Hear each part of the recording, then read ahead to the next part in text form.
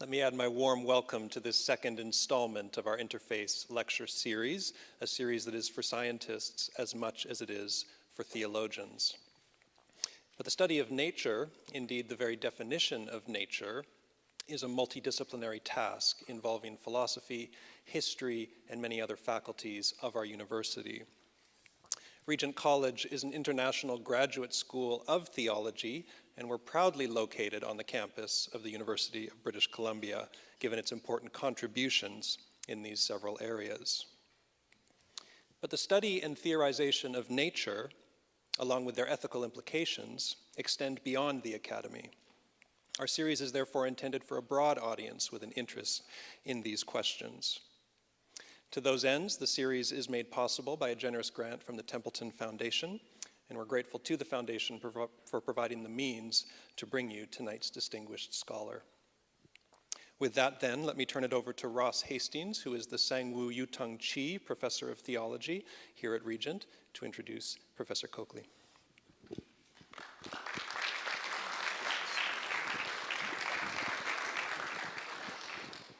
Let me welcome you to this Interface lecture tonight. I wanted to say actually a word of thanks before I introduce Professor Sarah Coakley to our postdoctoral fellows who've helped set this whole thing up. And 2 weeks ago with our speaker then, and tonight with Professor Coakley, Doctors Ashley Moyes and Dr. David Robinson, who you just heard, for their stellar work in helping to invite and facilitate the visits of our speakers, and also for the administrative assistance of our gracious, hospitable host, Brianna Russell. We are very privileged to have as our guest tonight, and I was privileged to meet her earlier this evening, Professor Sarah Coakley. Sarah has just retired from the Norris Hulse Chair of Divinity in the Faculty of Divinity at Cambridge University.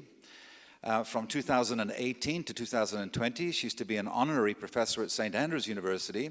And from 2019, she becomes visiting professorial fellow at the Australian Catholic University in Melbourne and in Rome. She holds a THM from Harvard Divinity School, a doctorate in theology from Cambridge. She's a Life Fellow of Oriel College, Oxford, a member of the European Academy of Arts and Sciences, and holds honorary degrees from the universities of Lund, St. Andrews, Toronto, St. Michael's College, and London, Heythrop College. She has taught at Lancaster University, Oxford, Harvard Divinity School, and Cambridge. Dr. Coakley teaches modern and contemporary philosophy of religion and has an interest in combining both analytic and continental traditions in her own research, while also charting the connections with feminist philosophy. She's currently particularly interested in religious epistemology and in the challenges brought to it by contemplative and apophatic traditions of thought, both East and West. She has also turned her attention towards theological reflection on science in recent years and has interacted extensively with practicing scientists on the questions of the meaning and telos of science.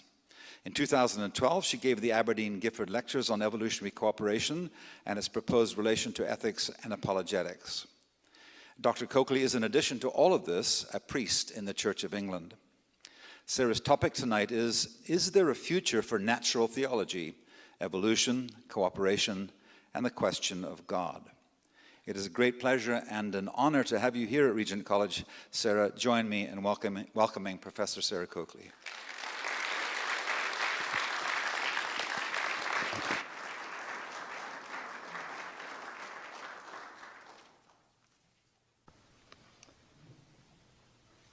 Well, thank you, Ross, for that gracious introduction, and it's a very great honor to be invited to give this lecture in this current Interface series on science and religion at Regent.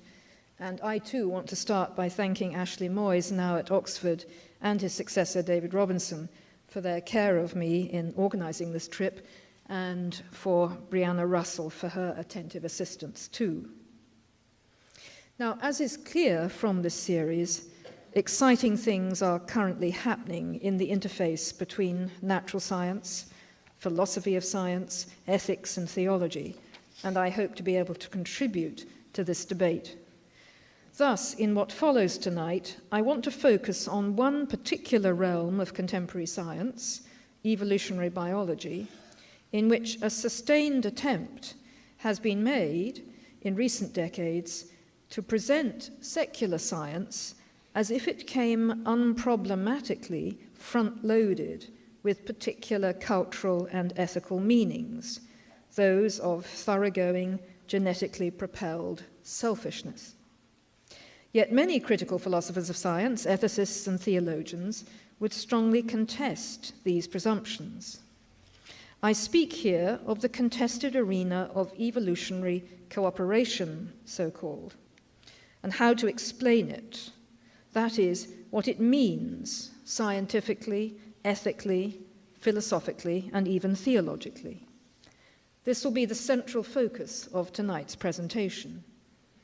As we shall see, the reason this topic has become a lightning rod of theoretical contention in recent decades is that, on one rendition, the phenomenon of cooperation precisely supports the selfish gene ideology that has so dominated secular philosophy of biology of late, whereas on another rendition, it threatens that ideology at its core.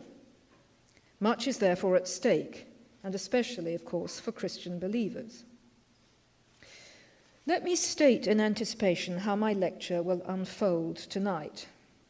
I'm going to proceed in three major moves corresponding to the three sections of the paper that you can follow on your outline.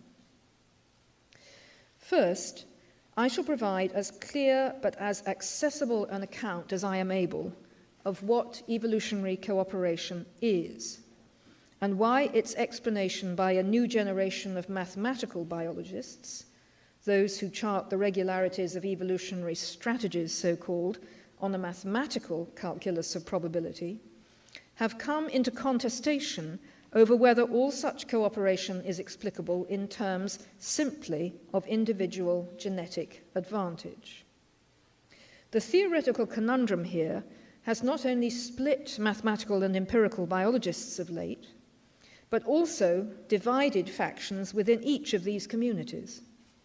At base, then, there is a meaning-making impasse arising from a set of significant questions which, as I shall argue, demand philosophical interrogation, a probing of what the philosopher R.G. Collingwood once called the absolute presuppositions of the theoreticians involved. And this is tricky, because often such absolute presuppositions are not completely out in the open and may even be unconsciously presumed, though of course with passion. Hence arise what I have called the current paroxysms in this arena of scientific debate. Secondly, I shall then move to some of the major philosophical issues we have uncovered and which have to be faced. These involve debates about ethics on the one hand, what cooperation bespeaks as a potential evolutionary hardwiring for human ethical behaviors and principles, and metaphysics on the other, what cooperation may tell us about the fundamental patternings and processes of evolution, what constitutes their fundamental state of being and becoming. Needless to say, these are no less contested arenas of debate than those at the first level of explanatory theory. But once again, I shall dare to suggest to you that some of the richest recent developments in the understanding of cooperation actually march philosophically against what has in recent decades become a sort of orthodoxy in evolutionary theory, viz., that ethics as a subject is fundamentally reducible to genetic determinism and the propulsions of genetic selfishness, and that the metaphysics of evolution is a matter of pure randomness, an arena vacated of any intrinsic meaning or purpose. So once again, our philosophical absolute presuppositions are going to be vital for deciding this. Thirdly, and if I have convinced you thus far, I shall end with a sketch of how I want to perceive natural theology, so-called, as a crucially important and continuing cultural project in the face of contemporary scientific debates such as this. In order to make this case, I shall, of course, have to define, indeed redefine, natural theology rather carefully in order to stave off certain false expectations. For the term natural theology has accrued a bewildering range of possible meanings in the classic and modern periods. The article by Nicholas Wolterstorff on your handout is very useful in showing important shifts. And even the most famous book of that name, Natural Theology, by William Paley, I'm afraid my sticker here is not moving on. Let's see whether we can do it that way. Yes. Which so entranced Darwin in his younger years, is often misunderstood as to its original intention and force. When Paley famously likened the design he perceived in the natural world, for him, the effect of the creative hand of God, as the equivalent of a complex artifact, such as a pocket watch, clearly designed by its maker to achieve certain ends, he did not have the ambition to convert a convinced atheist merely on the basis of such a comparison. And likewise, what I most certainly do not want to argue under this rubric of natural theology is that one could move straight from evidences about cooperation in evolution, as purveyed within a secular scientific discourse often already propelled underlyingly by atheistic presumptions, to an unproblematic public demonstration of God's existence. That would be a foolhardy ambition indeed. And actually, that particular hard-nosed construal of natural theology is itself a sort of modern chimera, as many before me have commented. But even in the brilliantly adjusted version of that modern ambition, which focuses on induction and probabilities for God's existence, rather than strict deductive force, and I'm thinking, of course, here of the magisterial work, particularly of Richard Swinburne, who constructs a whole range of arguments for God's existence, and then looks at the inductive force of them, taken together as a cumulative case. There are problems about how to tot up the probabilities at the end of the game. And that takes us straight back into the realm of what existing beliefs and presumptions are being brought to the table by the contestants in the first place. And I shall come back to that issue briefly at the end of this lecture. However, I do not want to fall back either on the much weaker theological alternative to such inductive arguments, which are often assumed to be the only credible default contemporary position left for natural theology now.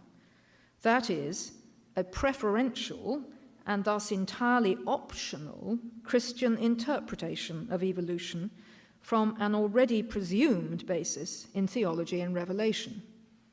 My proposed alternative, as we shall see, attempts to escape between the horns of these dilemmas by essaying a subtler and third alternative which focuses on what crucial shifts may happen in the knowing subject, precisely in ruminating on the idea of evolution as a whole, and especially through the lens of debate about the intriguing phenomenon of cooperation.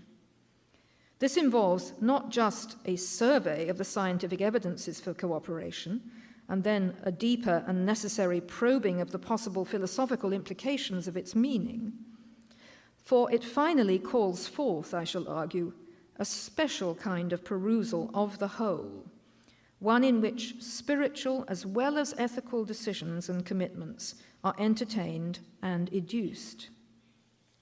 It is in this sense that I shall argue we may most fruitfully speak of natural theology today, and it has a particular role in this contemplative cultivation of what I call spiritual sensation of evolutionary processes.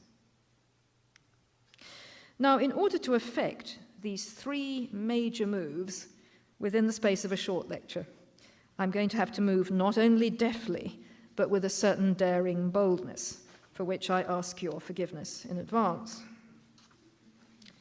So now first, why evolutionary cooperation matters.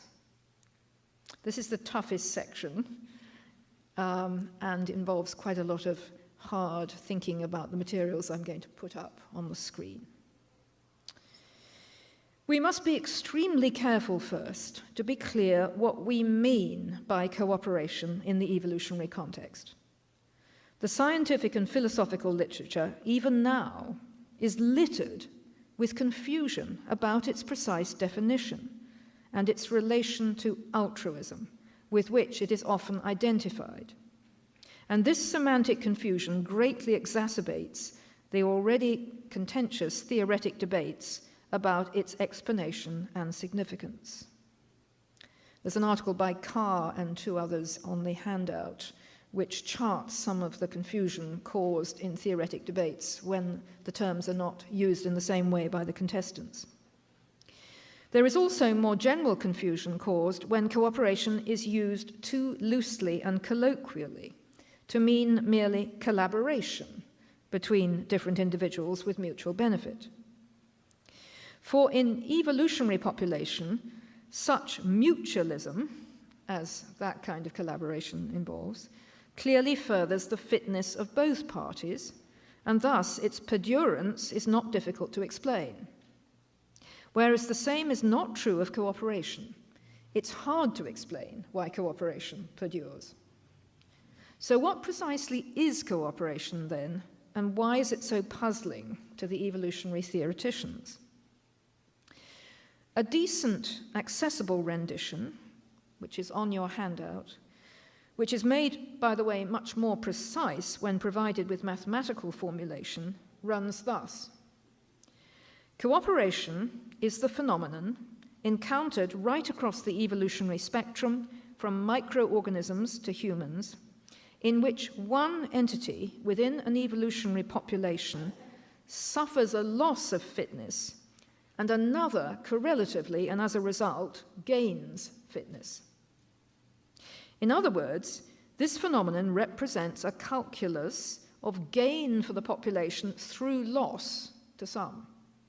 What we might in more theologically laden terms call productive sacrifice in a population. Notice, however, and by way of immediate caution, that there is nothing in this initial definition that says anything about intentionality. Cooperation is simply an evolutionary phenomenon that happens in various forms and uncertain conditions, and this is what is so interesting and puzzling, since the selfish gene worldview would suggest that such manifestations of unselfishness would naturally be screened out in the process of evolutionary selection. The fact that cooperation is not screened out, but in fact stabilizes naturally in various circumstances in a continuous dance with its opposite, defection or selfishness, is what requires theoretic explanation. But let us not abandon the issue of intentionality either, since in humans and some of the higher mammals, this becomes an especially interesting empirical additum to the more generic phenomenon of cooperation as just defined. That is why I prefer to distinguish cooperation in general from altruism, a human, mainly human, subset of it, in which there is an intentional surrendering of fitness by one individual or set of individuals in an evolutionary population for the sake of or out of love or regard for another or others. There's the intentionality. To engage in altruism, so defined, will therefore require a level of consciousness, will, and at least rudimentary beliefs to qualify. And thus the question of what species other than the human are also capable of altruism, so defined, as opposed to unmotivated cooperation more generally, is another issue currently under debate. Almost certainly, some of the higher mammals already evidence some of this intentionality, particularly dolphins. We'll come on to them later. Why then has giving an account of cooperation become so paroxysmic, as I called it of late, for empirical and mathematical biologists? The answer lies in the debate about what causes it and how to explain it, and much hangs here on the technical parsing of these key philosophical notions, causality and explanation.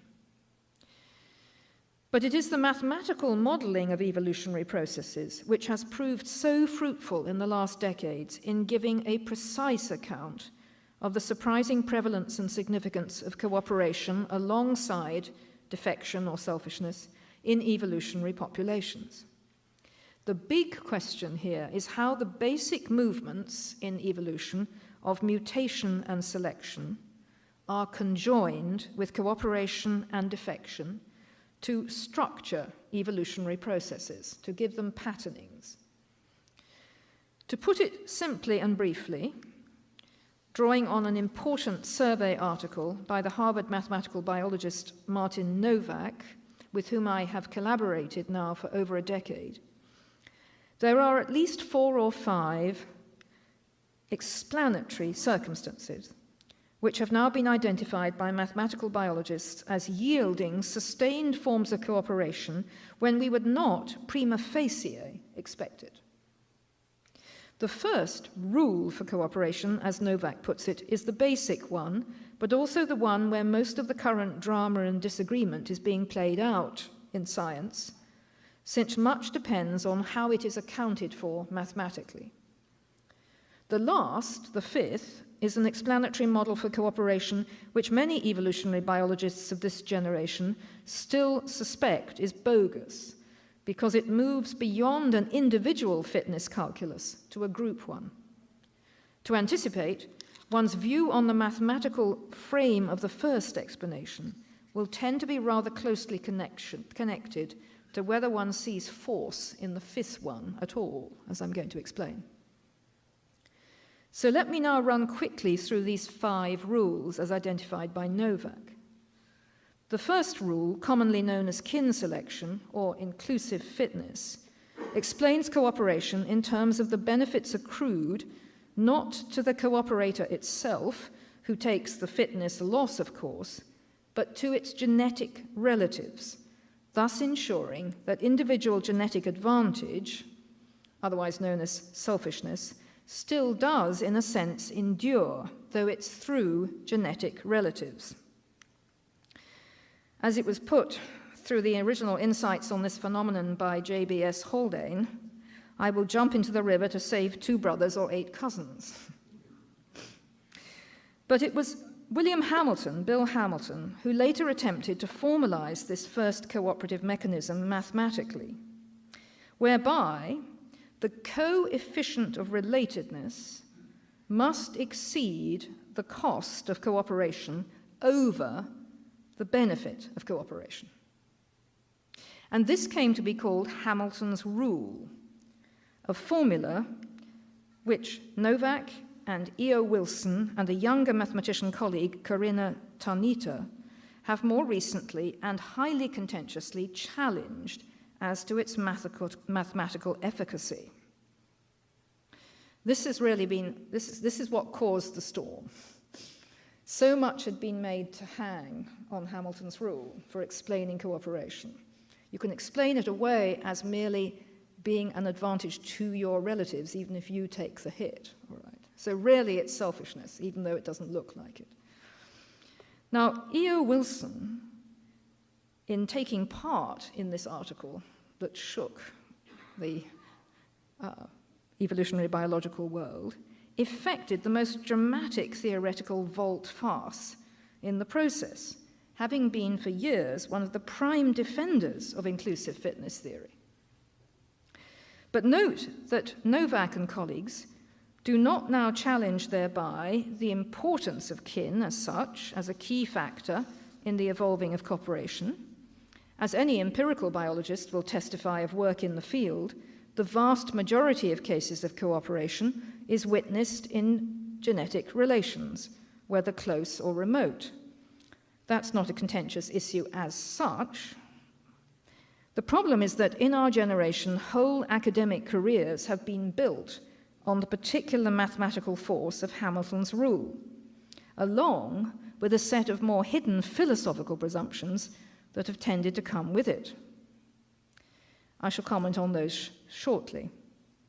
To put it a little contentiously, we might say that for many such biologists, Hamilton's rule has been the key unifying story of their research, a fulcrum of meaning which has in effect replaced the holistic interpretation of nature supplied in much earlier generations by classic natural theology.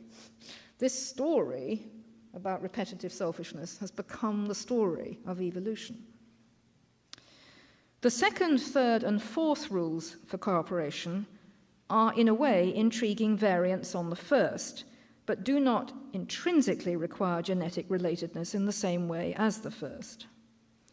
The second rule, direct reciprocity, originally investigated by Robert Trivers, urges that if one individual cooperates in a population, another might in due course be drawn to cooperate too, and such might extend a chain of imitative cooperation to some mutual benefit, at least for a while, until defection breaks in once more.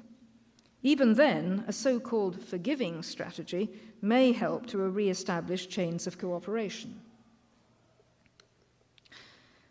The third rule, indirect reciprocity, originally explored with particular insight by Novak and his Austrian teacher in Vienna, Carl Sigmund, applies principally in the human realm, although conceivably a rudimentary form of it can also be efficacious in higher mammals, in the absence of specifically human language. Here, one cooperates with another whom he or she may never meet again, but the behavior is observed by others and eventually evolutionarily rewarded because of that. Natural selection thus turns out to favor strategies that base the option to cooperate on the reputation of the recipient. Once human language is in play, this mechanism is particularly effective. Of course, reputation spread by gossip and innuendo. As the Harvard biologist David Haig has put it, for direct reciprocity, you need a face, but for indirect reciprocity, you need a name and reputation to go with it. A fourth circumstance in which cooperation can win out occurs in what is now called spatial selection, sometimes called network reciprocity, in which defection does not naturally dominate, as in well-mixed populations, because individual cooperators here form clusters which protect and enhance the success of their cooperation. It turns out that one can graph such clusterings of cooperation mathematically, and that a surprisingly simple rule determines whether network reciprocity will favor cooperation. The benefit to cost ratio in fitness terms must exceed the average number of neighbors per individual in the cluster. Now, it is with Novak's so-called fifth rule, however, group selection, that disputation sets in again with force. Here it is hypothesized that the focus on the individual cooperator or defector must give way to a group analysis. For even in the fourth rule, the so-called clusterings involved still fundamentally relate to a competition between individuals. In group selection, however, the group is the explanatory unit, not the individual. In fact, this is the phenomenon which Darwin himself had such a notable and prescient intuition about in his late work, The Descent of Man.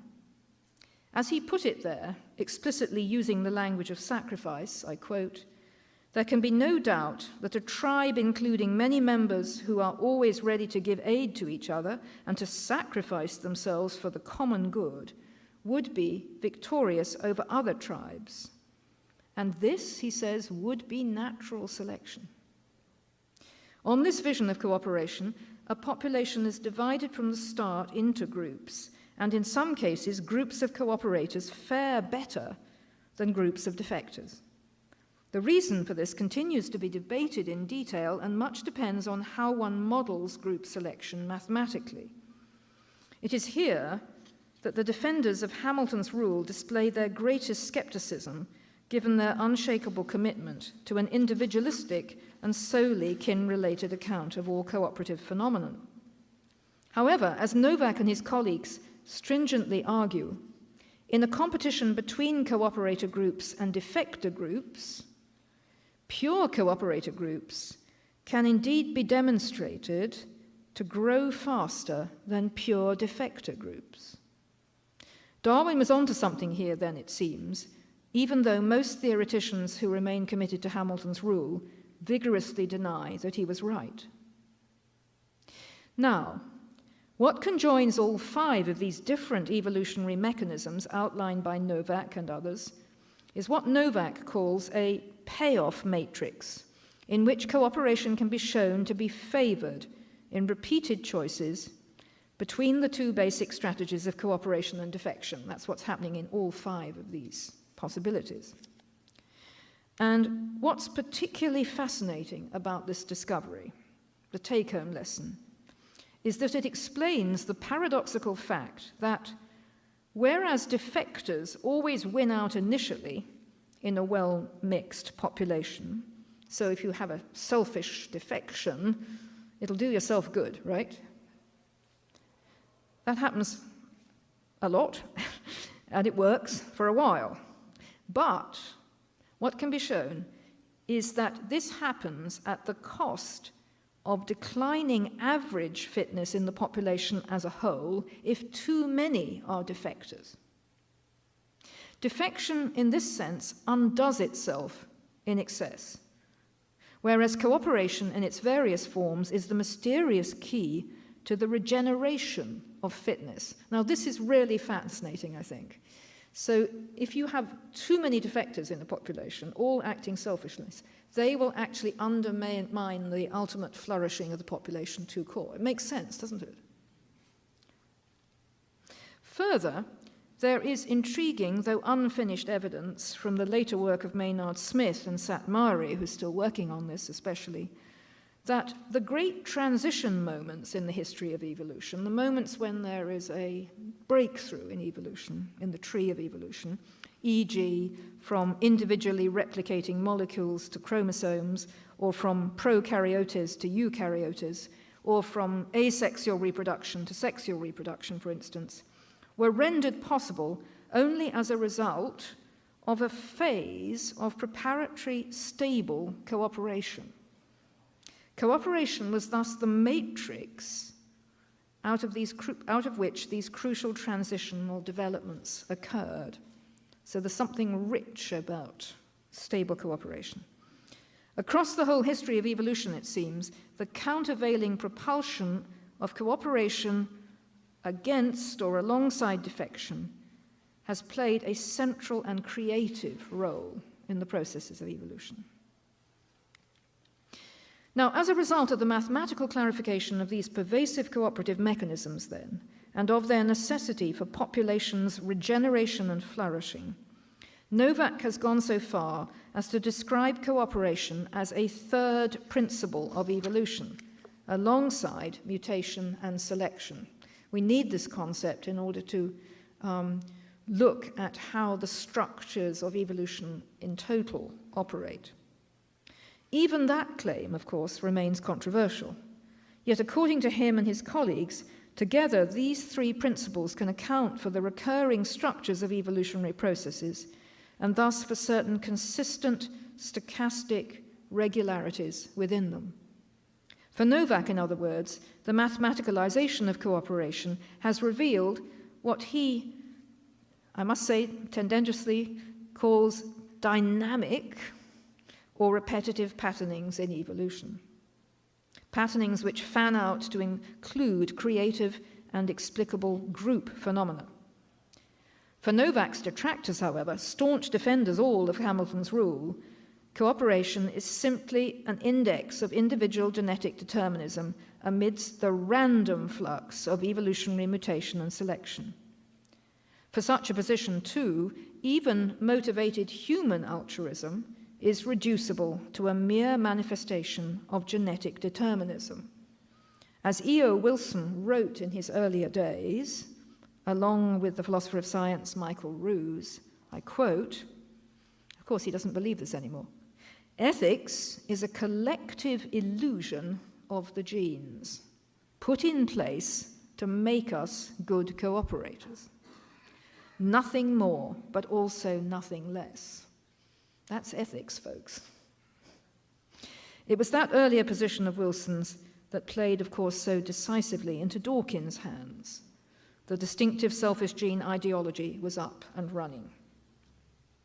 But which account of cooperation do we now favour, and on what grounds? So now I'm taking you into section 2. And I shall be able to speed up the pace a little bit, since you've now all fully comprehended the 5 rules of cooperation. So I've called this section Why Evolutionary Cooperation Raises Meta-ethical and, dare I say it, teleological questions.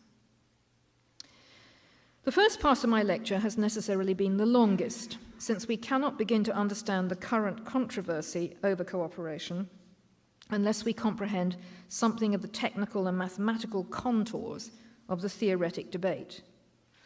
But now it's time to take philosophic stock and to move to my second level of analysis, that of the often buried absolute presuppositions which I mentioned at the outset. For it may by now already be clear that neither the contested mathematics of cooperation as such, nor even the many empirical biological evidences which accompany it, can by themselves resolve the meaning-making impasse which we have uncovered in the theorizing of cooperation. And that's because fundamental ethical and metaphysical issues are at stake and have to be faced, probed, and deliberated upon. They don't just come front-loaded in the evidences. And it is by no means obvious that the pervasive and reductive story of the selfish gene is actually the best explanation philosophically when the rich and wide variety of cooperative phenomena are considered with an open mind. We may recall for a moment how Richard Dawkins felt obliged to add an extra chapter on cooperation to the second edition of his The Selfish Gene, since the phenomenon might have seemed to raise a threat to his central argument about pervasive genetic selfishness. On the contrary, argued Dawkins, utilizing rather emotively the ghoulish example of sacrificial blood-sucking bats, nice guys do indeed finish first, because, of course, their apparently seeming niceness is really only the propulsion to genetic advantage all along. Yet a mark of the strange aporia to which the debate has subsequently led is the form which the initial rebuttal of Novak, Wilson, and Tarnita's critique of inclusive fitness took in an enraged letter to the journal Nature. In it, strikingly, there was no attempt by the 137 signatories to respond to the actual mathematical critique supplied in the original article, and it is doubtful that many, if any of them, even understood it. It was enough that the hegemony of Hamilton's account of inclusive fitness had been challenged at all. Here was an absolute presupposition the complainants shared about their core explanation of cooperation, and it brought to the surface a host of other entirely contestable ethical and metaphysical commitments. These are well evidenced in an instructive blog by Steve Pinker, also at Harvard, all these people are at Harvard, and friends, called The False Allure of Group Selection, in which Pinker reiterates his commitment to a reductive genetic rendition of natural selection, so attractive, he insists, precisely because it is, quote, so mechanistic. That's what he likes about it. Deploring group selection theorizing as merely, quote, fuzzy, he reiterates his accustomed reduction of human ethical sensibility to selfish genetic coding, albeit sometimes disguised as altruism under the reputational pressures of indirect reciprocity. Yet the problem here, as one of Pinker's interlocutors, Herbert Gintis, immediately riposts on the same blog, is that Pinker simply refuses to take seriously the mounting empirical evidence for a widespread, perhaps even universal, basic moral sensibility in humans, one which can in no obvious way be reduced to purely genetic propulsion. The lesson from this revealing interchange seems to be this: if the strategy of reducing all ethics to genetics, tout court, is under question, because the purported mathematical demonstration of inclusive fitness is also in trouble, then it cannot be that a desperate reassertion of Hamilton's rule on the grounds of a preference for mechanistic simplicity is a convincing ploy of rebuttal. Instead, it smacks of vicious circularity. In contrast, I urge that the stage is now open for a rich philosophical debate about the various ethical theories that might best and most convincingly cohere with the evidences of evolutionary cooperation and its human motivational variant, altruism, and about what accompanying meta-ethical principles, that is, principles about what constitute the good in the first place, will appropriately protect such an endeavour. For it is by no means obvious that a narrow utilitarian calculus here, which is being assumed by the scientists, wins the day, especially once the hegemony of Hamilton's rule is challenged. Indeed, as I argue at much greater length in my Gifford lectures, either a developmental virtue ethics founded in natural law and/or an evolutionarily reworked Kantian theory of the categorical imperative appear, I think, much better contenders to go alongside the evidences as we now see them. But the debate needs to go on, and I'm glad that I'm going to have the opportunity of a seminar next week with David Robinson to discuss that with a number of you students. We need to focus insistently here on the argument to what is called in philosophy of science the best explanation. The great advantage of an evolutionary approach to ethics, of course, is that it has the capacity to explain how certain profound ethical sensibilities are hardwired into the human body and psyche, seemingly from a more ancient evolutionary source. But it would be a grave mistake to conclude from this that all forms of human altruism are explanatorily reducible merely to states of evolutionary selfishness and short-term utilitarian goals. That doesn't follow. Indeed, what we might call excessive forms of productive altruistic sacrifice are regularly manifested in the history of human culture and taught as higher forms of righteousness by both prophets, Jesus included, and philosophers. So at least in the realm of cultural evolution, we have many people who propose the significance of excessive forms of altruism. How we then theorize these, whether as meaningless cultural spandrels, as I think Pinker would have to do, or as manifestations of a more demanding and universal form of human altruism yet to be fully realized in response to a previously unparalleled global threat of war, terrorism, and ecological disaster as we now confront, is one of the most pressing ethical issues of our time. The point, however, is that this debate must be joined philosophically, and it cannot be foreclosed by dogmatic and questionable presumptions within the field of evolutionary biology itself. A second and equally important philosophical debate spawned by the evolutionary evidences of cooperation concern the very way we choose to think about what I call the metaphysics of evolution. That is, about its fundamental being or becoming, its basic structures and patternings. We have already noted the penchant in reductive genetic accounts of cooperation to a concomitant foreclosure on these metaphysical questions. Evolution on this view is ex hypothesi wholly random and wholly unpurposive. The evolutionary tape, as Stephen Jay Gould once famously remarked, can never be rewound or repeated in any form. There's no structure, there's no patterning. It's completely random. It comes with no implicit value or meaning. But again, the material we have surveyed in the first section of this paper surely already makes you wonder about that afresh. Indeed, the intimations of certain forms of structure and purposiveness in the story we have told seem increasingly hard to deny. Consider again the discovery that cooperation manifests itself through the whole spectrum of evolutionary life and with remarkably consistent formations and patternings, which can now be mathematically modeled. Consider again the suggestive discovery by Maynard Smith and Satmari that at key moments in the evolution of more complex forms of life, stable cooperation formed a vital and productive matrix of transition in this larger perspective on evolution's tree of life. A picture of creative, repetitious patterning thus emerges at a second and different level of evolutionary significance, right across the story. Consider, too, the remarkable behaviors in manifestations of cooperation found amongst some of the higher mammals, especially dolphins and whales, to cite significant and evocative examples.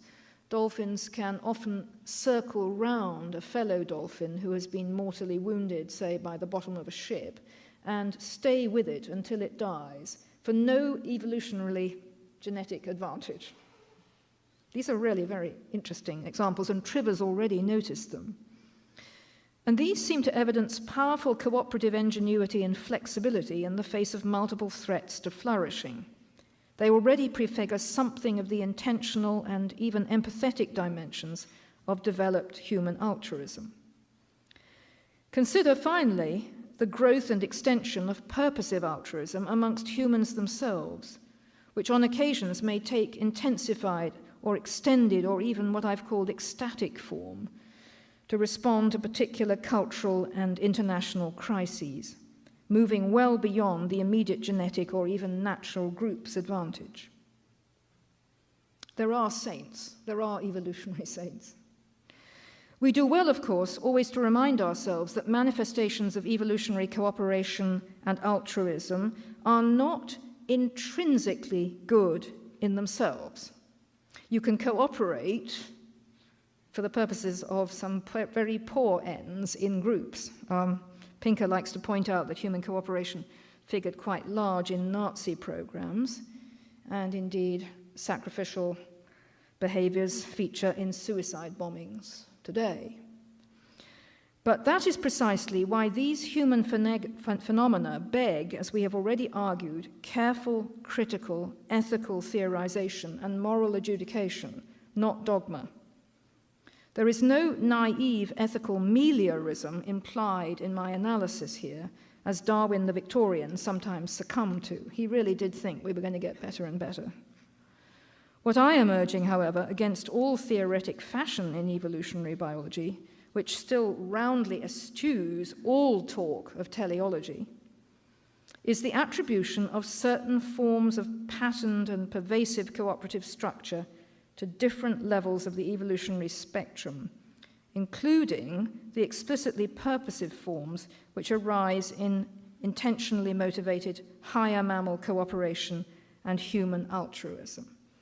Now, if you want to call that teleonomy rather than teleology, so be it. But there is structure here. To suggest such, of course, is to make a metaphysical proposal about evolution's fundamental ontology, or of evolution's dynamics, as Novak likes to put it.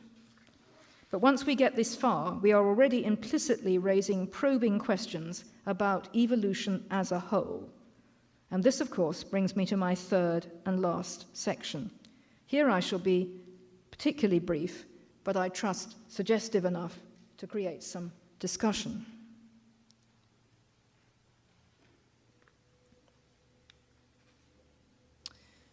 The question of God, recasting natural theology according to spiritual sense. I'll explain this.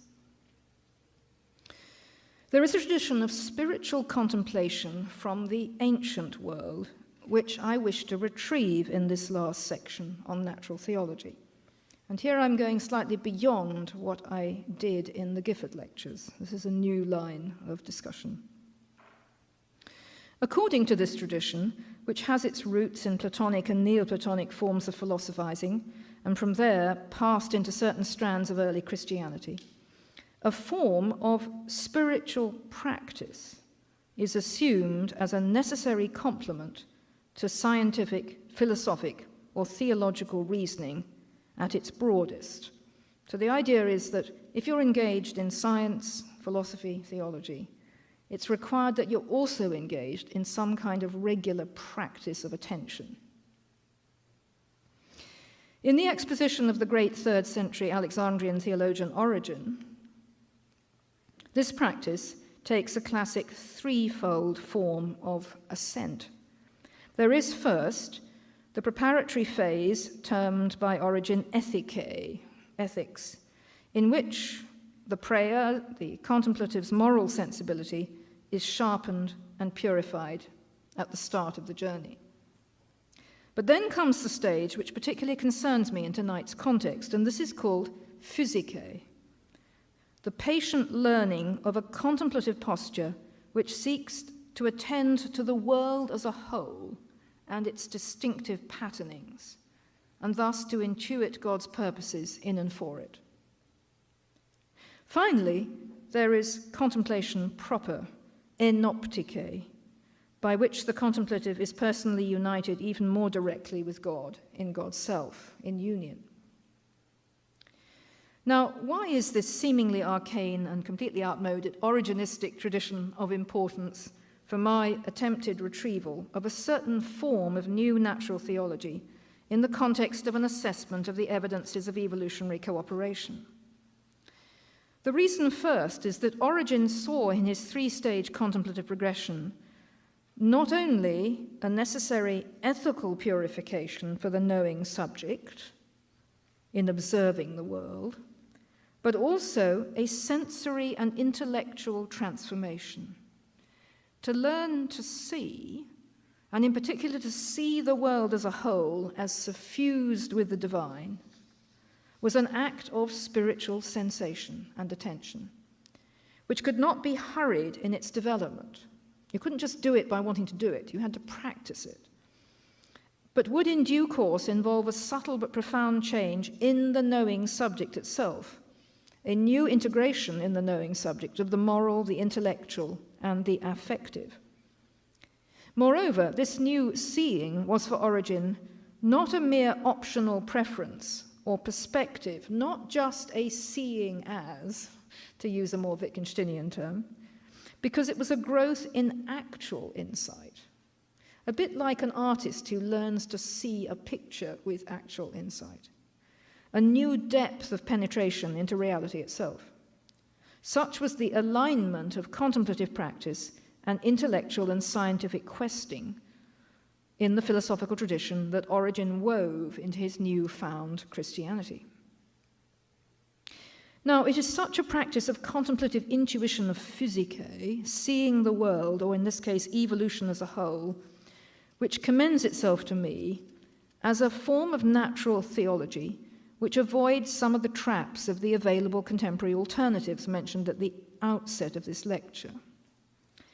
This contemplative unification does not as such pretend to be an argument for God's existence as such, note, but instead creatively probes the richness of the human epistemological response, noetic, affective, moral, required for any such argument or arguments to have final personal force.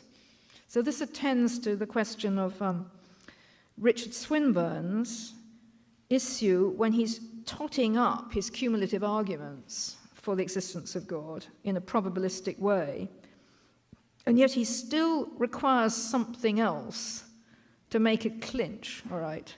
And it turns out in his argument that he needs an argument from religious experience to take it over into a convincing cumulative case. There's a certain parallelism to what I'm doing here, because what I'm saying is not so much that you have to have a religious experience, but is that what you have to train is the contemplative gaze. In my gifted lectures, I do actually make a new argument for God's existence, which could well be added to Swinburne's list, which I call a moral teleological argument from the evidences of cooperation.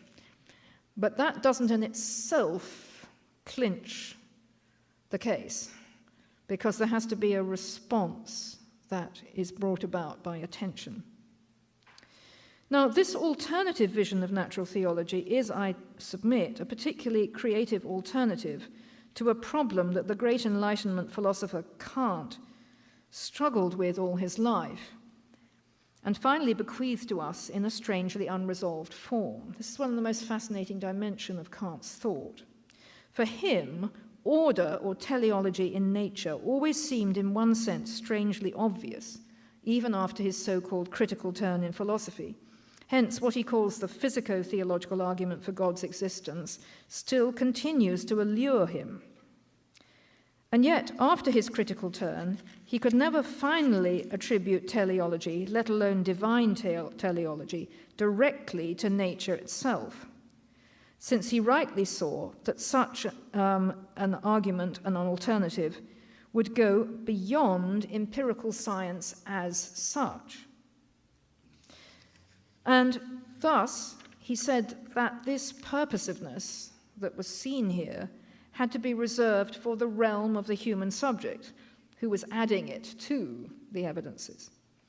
A characteristically modern split therefore opened up in his thought between the world considered scientifically and objectively, as to pure reason in his terms, and the world considered as a whole and as if ordained by God, as in practical reason.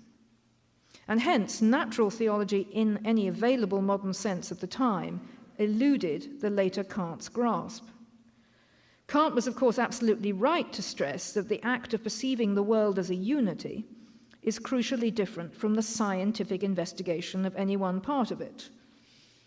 If you ask an operating scientist, when do you do your thinking about the world as a whole, the answer will probably be, well, either I don't do that, or I do it when I write purple passages at the end of some large book, which is meant to persuade the general reader about the nature of science.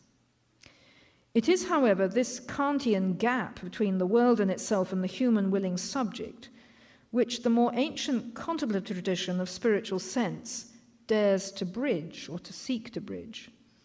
The possibility of such an epistemic alternative would, of course, have been denied by Kant himself, according to the dictates of his own particular critical thought, and yet the longing for it, as I read him, still hangs around more than one of his later texts, notably the First Critique and the Third Critique. Likewise, and as I have unfolded in the logic of tonight's lecture, the ethical and metaphysical decisions called forth out of consideration of the workings of evolutionary cooperation are ones that cannot in the first instance be avoided philosophically, granted the complexity and suggestiveness of the scientific evidence. But the final tug to see evolution's meaning as a whole goes into this different and less familiar realm, which is no longer strictly evolutionary science, nor yet is it strictly philosophy of science, although it is evoked and inspired by them both.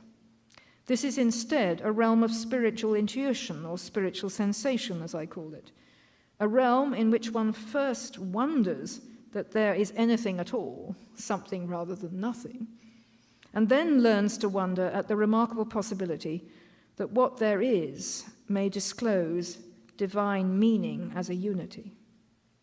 Such, at any rate, is contemplative natural theology, or physikē, which I dare to commend to you afresh today. Whilst it does not claim to deliver either a deductive or inductive argument for God's existence, what it does deliver is something more subtle and spiritually more interesting, a changed epistemic and moral perception of the evolutionary whole as suffused with divine meaning and unity of purpose.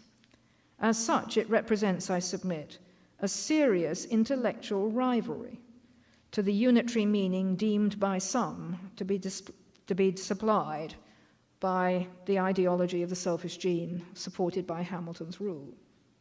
Indeed, on reflection, we might playfully call that latter alternative a natural atheology, one in which all meaning is staked on reductive genetic physicalism.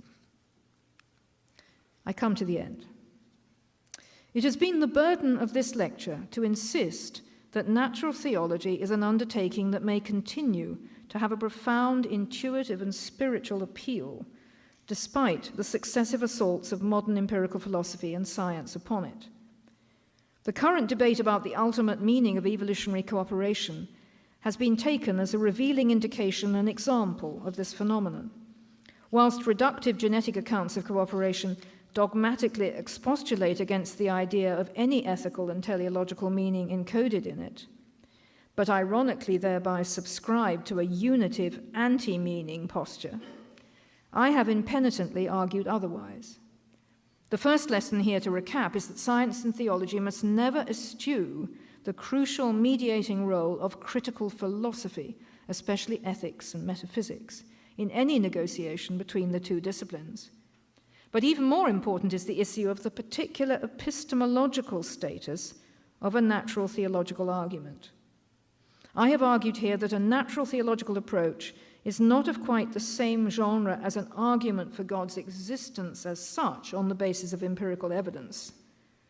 But nor is it a mere optional theology of nature, a matter of imposing preordained personal theological preferences, front-loaded with assumed dogmatic content.